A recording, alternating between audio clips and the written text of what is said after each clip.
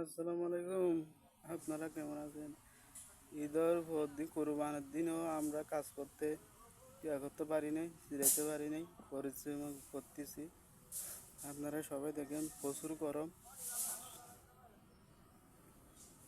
সহ্য করা যাচ্ছে না।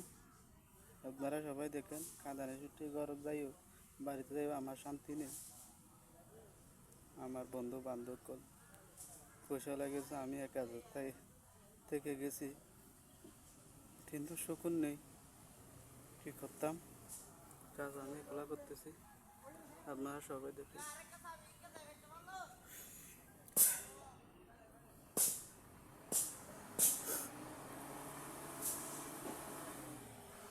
আপনারা সবাই দেখেন,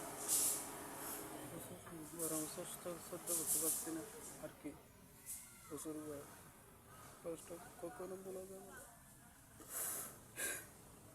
কষ্ট কখনো বলা যাবে না।